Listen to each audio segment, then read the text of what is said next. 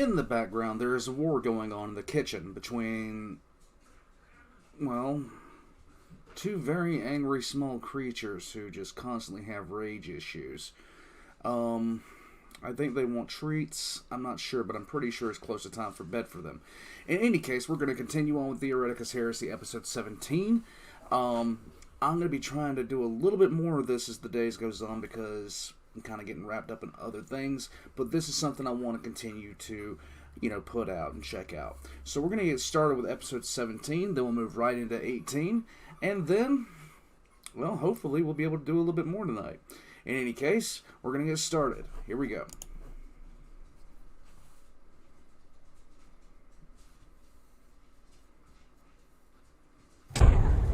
Rogel Dawn stormed onto the bridge of the Phalanx and demanded to know how such a large fleet could have arrived so close to them without detection.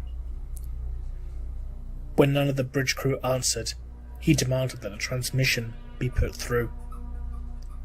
As he looked at the monitor, he watched it flicker and stabilize into the image of his brother, Lion L. Johnson, the Lord of Caliban and Primarch of the Dark Angels Legion. There was an uncomfortable silence between the two for an indeterminate number of heartbeats, before finally the Lion spoke. The Lion asked the War Master why he was doing this, but his tone was not one of anger or fury, but rather one of morbid curiosity, which surprised Dawn. The two would begin to talk at length about Rogel Dawn's plan and the visions he had received.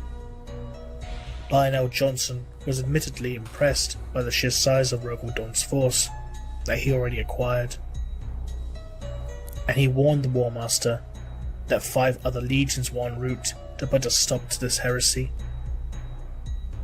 Dawn asked him why he would give such advance warning and knowledge to him. The Lion stated that he knew of Dawn's attempted coup and of their father's own righteous fury.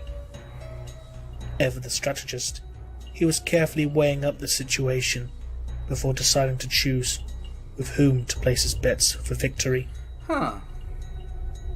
Lionel Johnson decided to side with Rogel Dawn for something in return. When Dawn became the new Emperor, he would crown the Lion as the new War Master. Rogel Dawn considered it for a moment before agreeing, and with that, the Dark Angels fleet disengaged.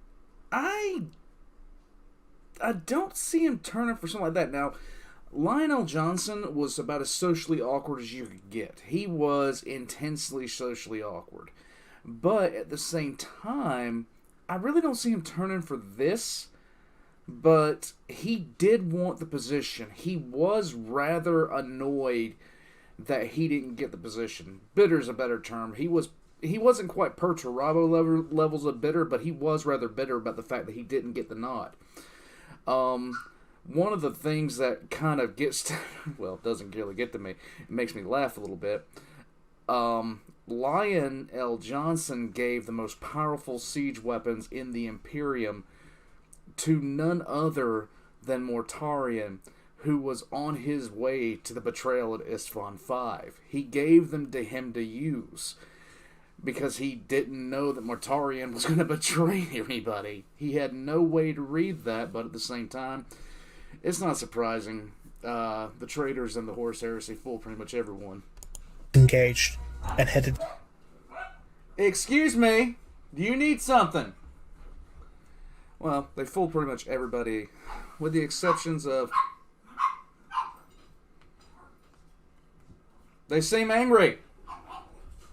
Yeah, but, except with the exception of, like, Conrad Curse, a couple of other things, I wouldn't have trusted Conrad Curse.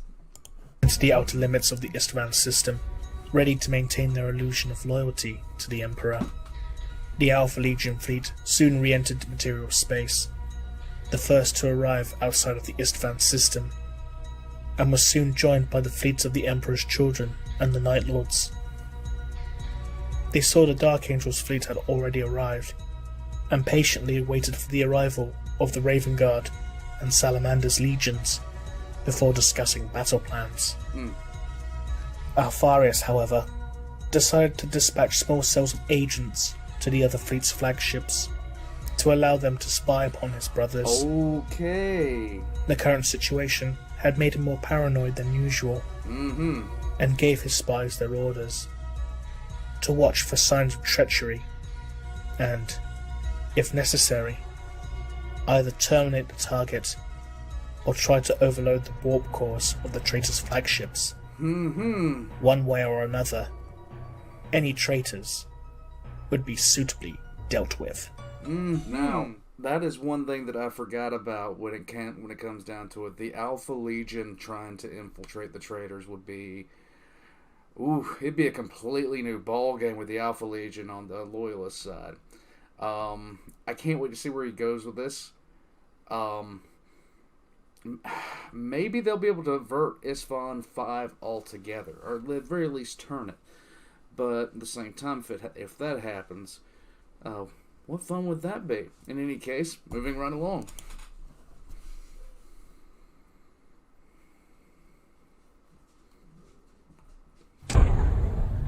The lunar wolves began to descend upon Jagoras.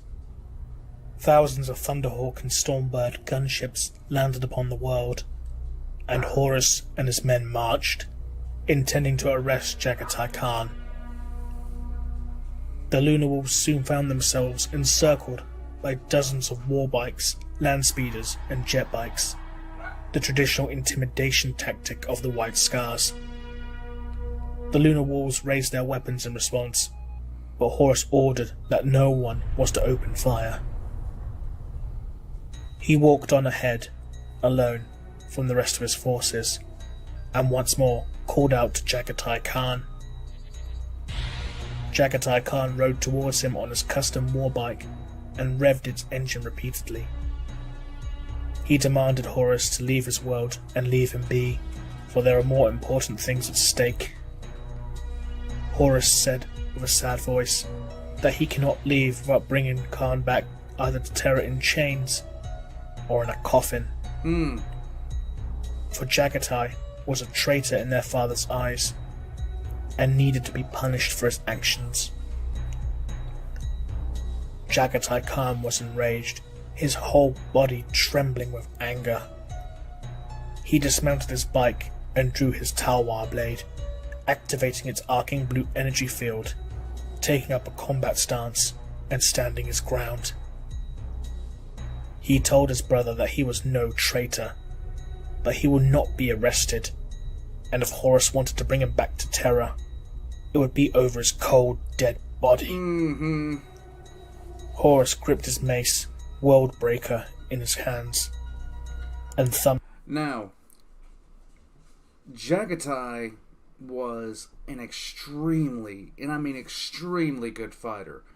I'm not sure if he meant, like, he beat the living dog shit out of Mortarion when they fought. But I can't remember if Mortarion had already been changed into a demon prince by then or not. I'm not quite sure. The activation rune, causing the weapon to crackle into life. The whole world seemingly fell silent before the two brothers charged at one another, followed by the legions under their respective command. As the last remaining battle barge from the Battle of Prospero raced through the warp, the newly appointed Lord of the Thousand Suns, Azek Araman, hoped that they would encounter some of their brothers. When they re-entered real space for the Tech Marines and the Mechanicum Adepts to carry out urgent repairs, Araman's prayers were seemingly answered. A trio of light cruisers made course to intercept them, both painted in ruby red with the heraldry of the Thousand Suns Legion. Oh, okay, good. Azek Araman opened a transmission to the lead vessel, and was relieved to see his brother of the Corvidae cult, Reviol Arvida. Arvida inquired as to what Azek Araman was doing so far from Prospero. Araman, with a heart filled with sadness and regret, informed Arvida of the fate of Prospero, and of the heroic sacrifice of Magnus the Red against the traitorous forces of the Space Wolves, and of the change of Lehman Russ into a new, bestial form. Reveal Arbiter had always been a skeptical. I am still bitter about Magnus dying. I will remain bitter until this is over. Soul. But seeing Araman so far from Prospero, and away from his Primarch's side, convinced him it was true, while he thought Araman to be too shadowy for his own tastes. One thing Araman was not, was a liar. When Araman asked about the mission that Reveal Arbiter and his men were undertaking, Arbiter smiled. They had discovered a piece of ancient technology on a nearby moon. A standard template constructor which could construct the legendary and highly dangerous Men of Iron. What? Whoa. What? What? Did this actually happen at any point? That would definitely change things. And I mean really change things. I'm still bitter about Magnus being dead. I'm still bitter. I'm gonna remain bitter forever. Just annoyed. Horus versus the Khan. I am not really sure who would win that. I'm pretty sure that Horus was one of the better, if not the best. He probably next to Sanguinius, he is the best. But the Khan has a whole different style of fighting that is completely reliant on speed. But we'll see where he goes with it. In any case, that's it for episodes 17 and 18. I hope you guys enjoyed. I'll be putting his stuff down below as well as my own. Like and subscribe if you haven't already, and I will see you guys next time.